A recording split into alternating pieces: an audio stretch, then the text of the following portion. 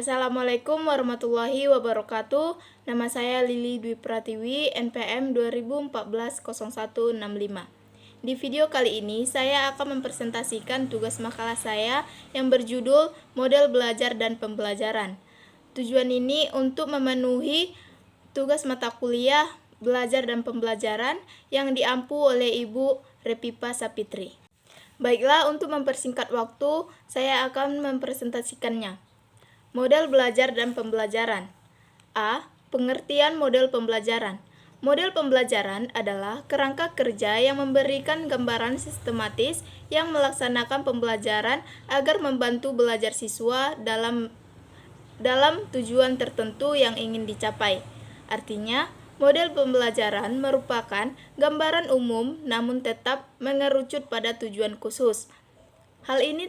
Hal ini membuat model pembelajaran berbeda dengan metode pembelajaran yang sudah menerapkan langkah atau pendekatan pembelajaran yang justru lebih luas lagi cakupannya. Ada beberapa pengertian model pembelajaran menurut para ahli, antara lain 1. Trianto. Menurut Trianto, 2015, model pembelajaran adalah suatu perencanaan atau suatu pola yang digunakan sebagai pedoman dalam melaksanakan pembelajaran di kelas atau pembelajaran dalam tutorial.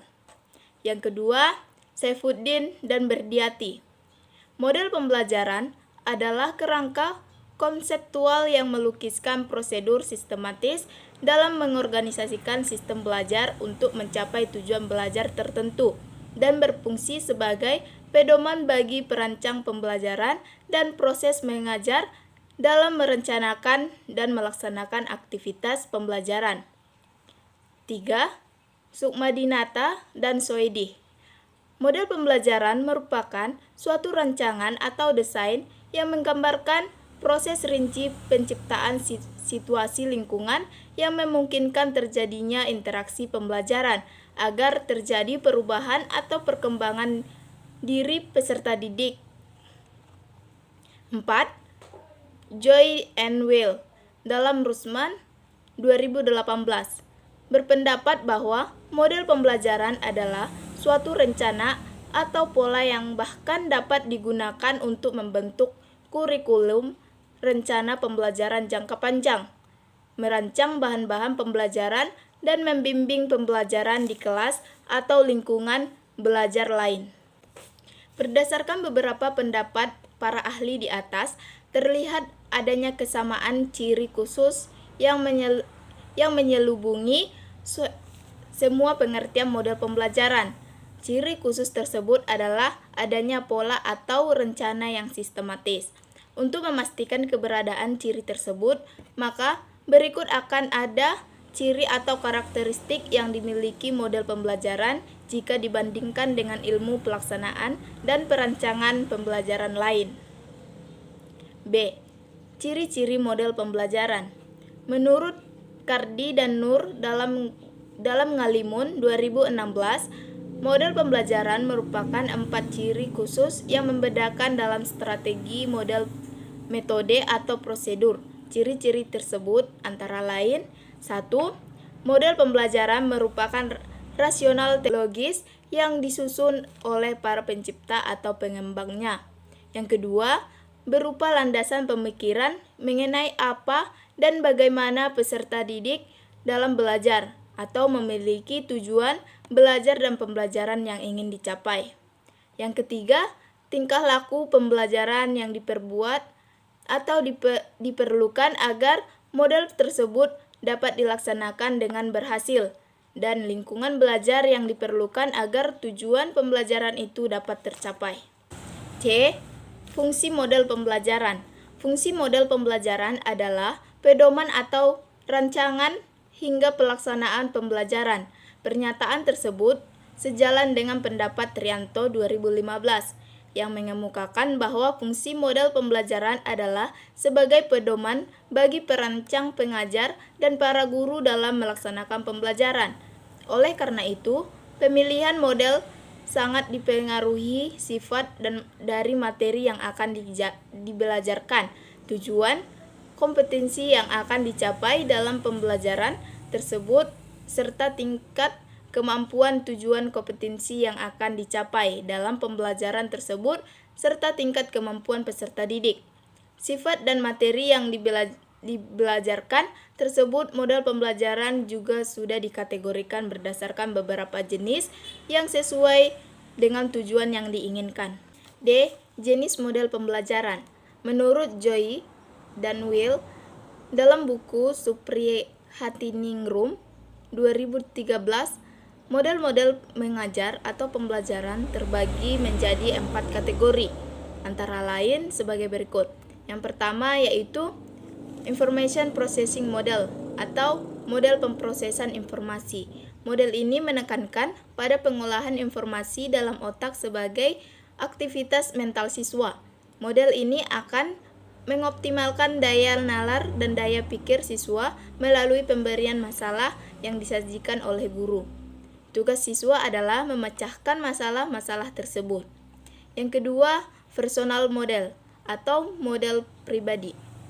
Sesuai dengan namanya, model mengajar dalam rumpun ini berorientasi kepada perkembangan diri individu.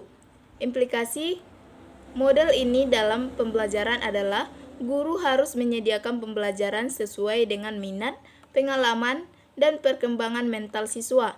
Model-model mengajar dalam rumpun ini sesuai dengan paradigma centered atau pembelajaran yang berpusat pada siswa atau peserta didik.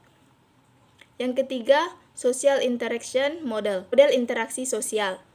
Rumpun model mengajar Social Interaction Model menitik beratkan pada proses interaksi antar individu yang terjadi dalam kelompok. Model-model mengajar ini disetting dalam pembelajaran berkelompok.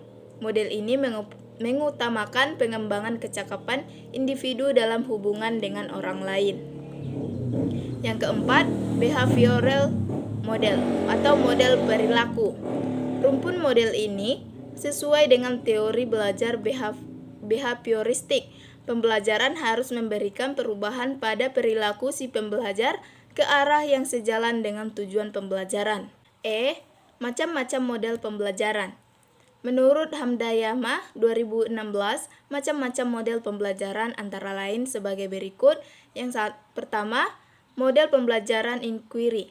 Model inquiry menggunakan rangkaian kegiatan pembelajaran yang menekankan proses berpikir secara kritis serta analitis kepada peserta didik agar mencari dan menemukan sendiri jawaban dari suatu masalah yang dipertanyakan secara mandiri melalui penyelidikan ilmiah.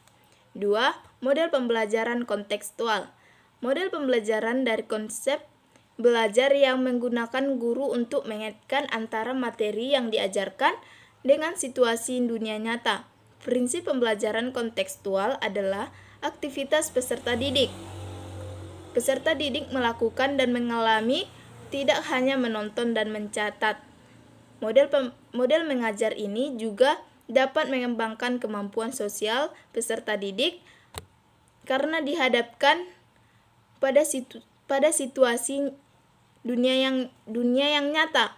Ada 7 komponen utama dari pembelajaran kontekstual yang membuatnya khas jika dibandingkan dengan model yang lain, yakni sebagai berikut. Yang pertama, konstruktivisme. Yang kedua, inquiry. Yang ketiga, bertanya. 4, learning. 5, modeling. 6, refleksi. 7, penilaian nyata. Yang ketiga, model pembelajaran expository. Expository adalah pembelajaran yang menekankan pada proses penyampaian materi secara verbal dari seorang guru kepada kelompok peserta didik supaya peserta didik dapat menguasai materi secara optimal. 4. Model pembelajaran berbasis masalah. Nama lainnya dalam bahasa Inggris adalah problem-based learning, yang dapat diartikan sebagai rangkaian aktivitas pembelajaran yang menekankan pada proses penyelesaian masalah yang dihadapi secara ilmiah. Pemecahan masalah menjadi langkah utama dalam model ini. 5. Model pembelajaran kooperatif. Pembelajaran kooperatif adalah kerangka konseptual rangkaian kegiatan belajar yang dilakukan oleh peserta didik dalam kelompok-kelompok tertentu untuk mencapai tujuan pembelajaran yang telah dirumuskan. Kelompok-kelompok tersebut bekerja sama dalam mencapai tujuan pembelajaran. 6. Model pembelajaran PyCamp merupakan singkatan dari pembelajaran aktif, inovatif, kreatif, dan menyenangkan. Pembelajaran ini dirancang agar membuat anak lebih aktif, mengembangkan kreativitas, sehingga pembelajaran bisa berlangsung secara efektif, optimal, dan pada akhirnya terasa lebih menyenangkan. Jadi, kesimpulan dari presentasi saya yaitu istilah model pembelajaran amat dekat dengan pengertian strategi pembelajaran dan dibedakan dari istilah strategi, pendekatan, dan metode pembelajaran. Istilah model pembelajaran mempunyai makna yang lebih luas daripada suatu strategi, metode, dan teknik. Cukup sekian yang dapat saya presentasikan. Jika ada kata-kata yang salah, saya minta maaf. Saya akhiri dengan salam. Assalamualaikum warahmatullahi wabarakatuh.